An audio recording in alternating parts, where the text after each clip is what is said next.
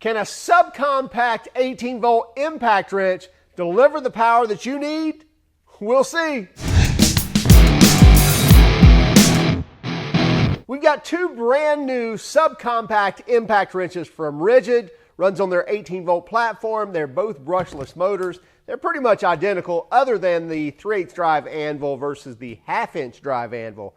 Now specifically, these are the model number R872071 for the 3/8 drive and the R872081 for the 1/2-inch drive. Now what we're going to do, we're going to dig in and take a look at each one of the features on these tools, as well as we're going to test them on our test bench to see if they really deliver on the torque that they claim they do. So let's go ahead and get started. Then we'll come back here and talk about pricing, about warranty, and what we thought of these. Two brand new impact wrenches coming to Home Depot from RIDGID, the RIDGID 18-volt brushless subcompact impact wrench. I guess these really shouldn't be named as brand new. They are new. They've had a subcompact 18-volt brushless impact wrench prior to, but this is two new models, really one new model, but in the 3/8 drive and a 1/2-inch drive. So we have the model number 872081 is the 1/2-inch, and the model number R872071 is a 3/8 drive. K for the kit with the 2 amp hour battery and a charger and the case. And if you want bare tool, it'll be just a B. So 872071B and 081B for the 1/2-inch drive. So let's open these up, take a look at them, and then of course we'll test them as well.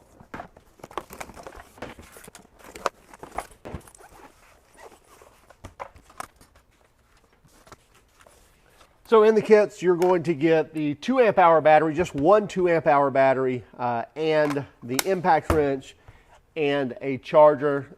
If you're a RIDGID fan, you'll definitely want to upgrade that charger, but if you're a RIDGID fan, you probably have already upgraded the charger. But I would highly recommend, if you're buying into the RIDGID platform and you buy one of these kits, which are great price, by the way, it really is for the, if this impact wrench has anywhere near the power that the older subcompact did, just a great kit.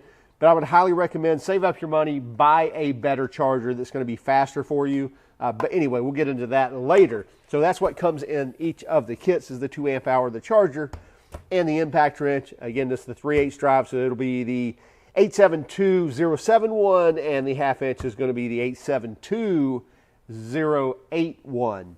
Now, both of these impact wrenches are virtually identical, other than the smaller 3/8 drive anvil on this one versus the 1/2-inch drive, but otherwise exact same tool, same size, same weight, should be anyway, probably a little heavier on the 1/2-inch, but again, probably an ounce or less. These are 4-mode drivers, really just like their predecessor. So we have 3 regular modes. They're going to be increasing in power incrementally as you go up the scale from 1 to 3. And then an auto mode, which is going to allow the tool to slow down once it removes a fastener. And also when it's tightening up, it's going to stop the tool as well. And we'll get into that and showing that when we get over to the test bench. Obviously powered by the 18-volt RIDGID lithium-ion batteries, and we get a brushless motor as well. And the trigger is going to be a variable speed trigger. So even though we have the different speeds, we can also then feather the trigger and provide the amount of RPM that we want to deliver based off of how much input we give on the trigger finger. Maximum torque on these is said to be 250 foot-pounds of breakaway torque, but the older version of this really kind of outperformed that, so we will again kind of test those limits here shortly. In speed 1, we're going to get a maximum RPM of 850, so you can see it's pretty slow. And in speed 2, we're going to get up to 2100 RPM. And again, you can still feather that trigger and then get that full 2100. And then in speed 3, we're going to get the max of 2800 RPM, and max impacts per minute are going to be 3800. And again, it's going to be the same for both tools. Both anvils are going to be hog ring style or friction ring anvils, however you want to say that. So sockets are going to go right on, no detent to push or anything else, but that friction ring is going to retain that socket and keep it in place until you're ready to pull it off. So it'll provide, again, a little bit of that friction to hold it in place. Now, measurement on these tools as far as the height on them with the 2 amp hour battery, right at 9 inches. And front to back is going to be under 5 inches. In fact, let's grab our calipers here and we'll go to inches. And front to back on the 3/8 is going to be right at 4.5 inches for 4.52. And that ½ inch is going to be a little longer at 4.66 inches long. So still a very small and compact tool. Let's move in our scale and we'll weigh the 3/8 drive first at 2 pounds, 15.5 ounces. So just shy of 3 pounds for the 3/8 drive. And I would say we're probably going to push right at 3 pounds with the ½ inch drive. Yeah, so looks like about a ½ ounce heavier on the ½ inch drive model. So a sub 3 pound tool with the battery on it, that is a very light tool and a very handy tool to use, especially for an impact wrench that's going to deliver up to 250 foot-pounds plus, or we shall see. Now I am curious, so I've got the older style RIDGID SubCompact Impact Wrench. And let me go ahead and throw the 2 amp hour battery on there. Wow, 3 pounds. So still weighs the exact same, and you can see the look on these. Pretty similar. There is some slight changes here, but I will tell you one feature that we have not talked about yet is the new tri-LED light here on the front of the tool. So here's the real big change. Not much else has changed, and again, unless we see some performance difference, but otherwise it's that we went from a very dim LED down here at the base of the tool to now that tri-LED design that surrounds that fastener that displays a lot better light when you're working in those dim areas. Maybe you're under a lift, under a car, you know, under a jacked up car, what have you, trying to use the tool. That's going to provide you a lot better light around that fastening area than when it's shining up from the bottom. Now let's go ahead and take these over and see how well they do on our test rig.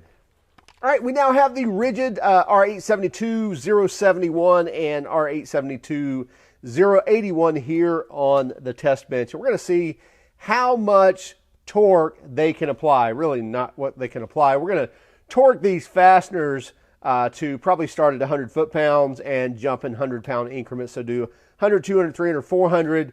And if we eclipse that, then we'll start over and carry that on up until it cannot remove a fastener. Now, I'm probably not going to push the 3/8 too far because, again, if you're looking for all-out power, then you need to be grabbing the ½ inch model because the 3/8 anvil is basically going to fail before a ½ inch. These are identical. So, again, we're going to push the ½ inch. We may test the 3/8 on a couple of things, but, again, we're just doing redundancy through all of that if we're doing both tools. So, anyway, so we'll move this one aside here. We'll start off and we'll torque these fasteners. We'll start at 100 foot-pounds with our high torque torquing tool, and we'll get this torque down, and then we'll come back and we'll try to break them free using the RIDGID impact wrenches. So the lowest we can go with is 150, so we're going to start at 150 foot-pounds.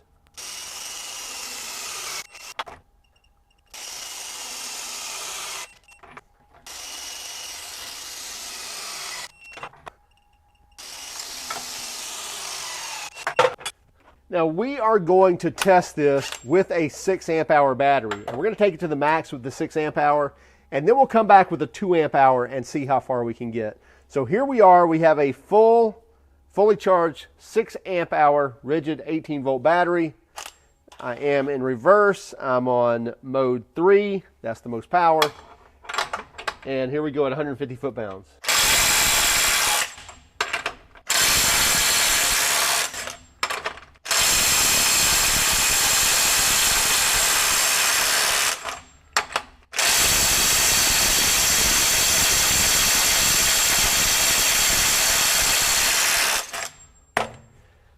Okay, not an issue at 400 foot-pounds. Let's carry on and we'll do 500 and 600 foot-pounds. Then we'll have to jump up to bigger fasteners. Okay, we've got our high torque set at 500 foot-pounds, and we're going to start here on the second one here.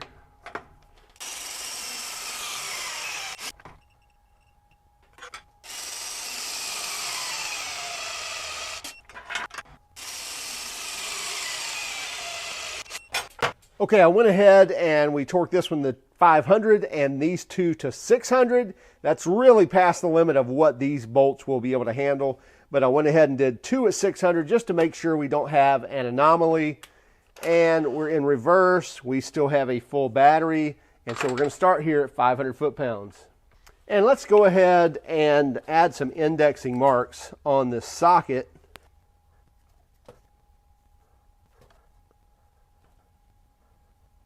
Okay, maybe we can see that a little better when it moves to make sure we can tell if it moves before the 10-second mark. So here we are at 500 foot-pounds.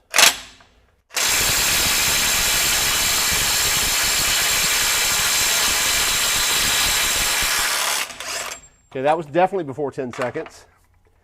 600.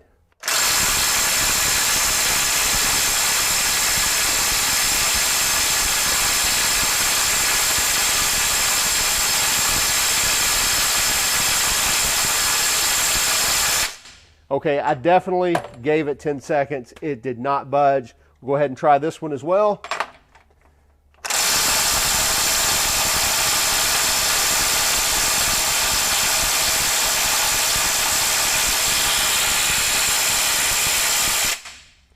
So I will say that we got 500 foot-pounds. We could not get 600. I guess we'll go back and try 550. How's that?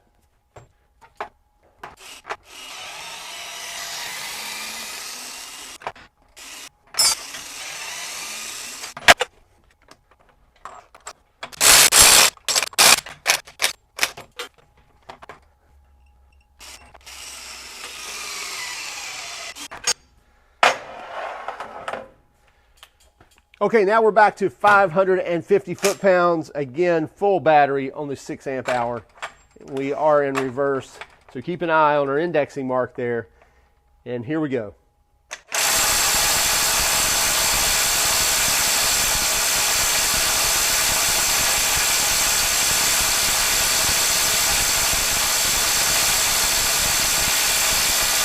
Okay, I think we're maxed out at 500 foot-pounds. Could not do 550.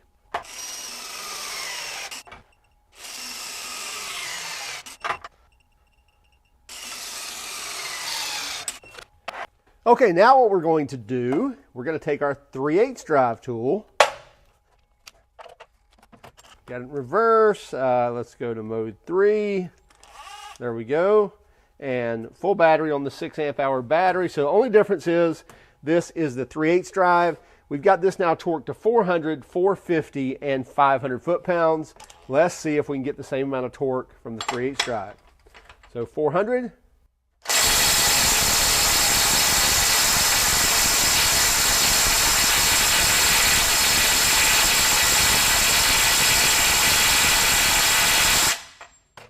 Okay, it would not break that free. Now, however, I do have an adapter in here because I don't have a 3/8 drive for this size. Now let me try something different. I do have a 3/8 drive with a welded adapter on here. So now at 400 foot-pounds with a welded adapter, and no problem. So that tells you right there, when you have an adapter in there, you're definitely losing power, and especially when it's kind of flopping around, even though it's a very tight fit. So now we're going 450 foot-pounds.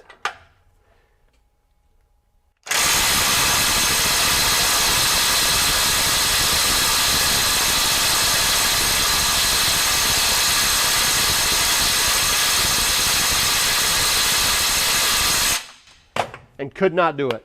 So with the 3/8 drive, you're going to be scaled down a little bit on power, and it's really all about just power delivery. Now, this absolutely could be my adapter, even though it's welded in here. I'm not going to get into that argument.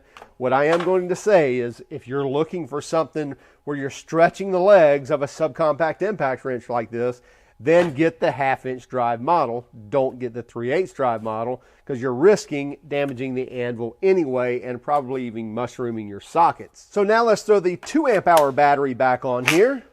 And again, we're in speed mode 3, power mode 3. And now this is still torqued to 450 and this is torqued to 500. So let's see if with the 2 amp hour battery and the 1/2-inch drive, we can break these free.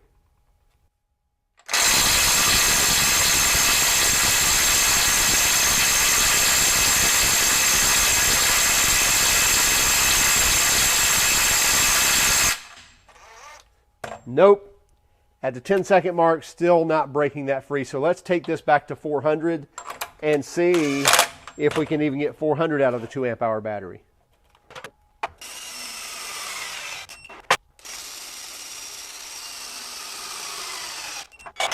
Okay, so here is where we are. We have a full 2 amp hour battery. We have 2 fasteners torqued to 400 foot-pounds. This first one and this one here. I think this one will be easier to see, so that's why we went ahead and did that one. So in reverse, in mode 3, and let's see if we can get 400 foot-pounds with the 2 amp hour battery.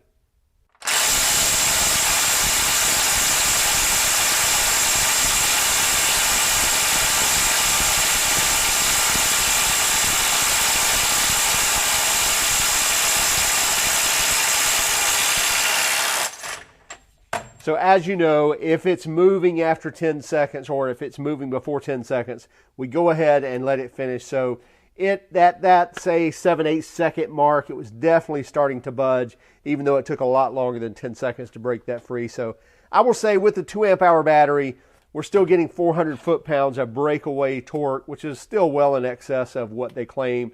But going to a 6 amp hour battery or a 4 amp hour battery is definitely going to up the scale on that. And the reason is because you're going to have voltage drop off on this. So as soon as you start dropping a cell, even before the gauge here even shows you, you're starting to drop voltage on that.